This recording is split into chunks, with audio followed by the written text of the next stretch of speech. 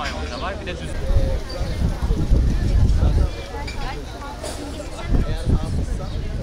Evet, zaten okulda 67 deneme olduk. Onun çok faydası oldu.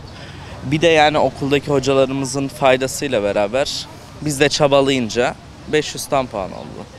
Kepez Mahmut Celal Eknok'tan Anadolu İmam Hatip Lisesi'ni düşünüyorum.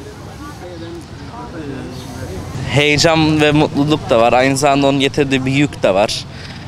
Ama mutluyum genel olarak yani. Üniversite yazılım mühendisi olmayı düşünüyorum. Okuduğum okulun tabii ki bana çok faydası oldu. Özellikle bizim ana derslerin hocaları bana hem ders konusunda hem psikolojik anlamda çok yardımcı oldu. Aynı zamanda akademik olarak da yardımcı oldular. İşte düzenli çalıştık tabii ki en önemli şey istikrar bu süreçte. Düzenli çalıştık, sonra heyecanımı kontrol ettim tabii ki sınavda, o da önemli bir şey. Bu şekilde Allah'ın izniyle bu başarıyı elde ettik. Tekrar İmam Hatip'e gitmeyi düşünmüyorum. İstanbul Erkek Lisesi düşünüyorum şu an, kafamda o var.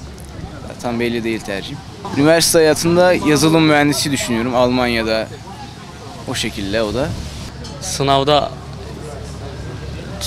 Sınavda çok dikkatli ve heyecanımı koruyarak 500 tam puan yaptım.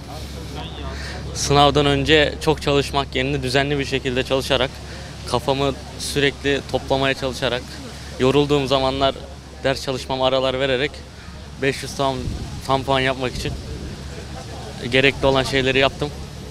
Okuduğum okulun öğretmenlerimiz çok kaliteliydi. Proje İmam Hatip olması burada önemliydi. Öğretmenlerimiz sürekli bizle ilgileniyordu. Lisede de Beyoğlu Anadolu İmam Hatip Lisesi düşünüyorum inşallah. İlahiyat okumayı düşünüyorum. İslam felsefesi dalında profesör olmayı hedefliyorum. İmam Hatip'in de etkisi oldu tabii. Orada öğretmenler falan daha güzel davrandılar. Hani ben de çalıştım. İmam Hatip'e güzel bir şekilde çalıştım. Öyle 2-3 saat falan çalışıyordum.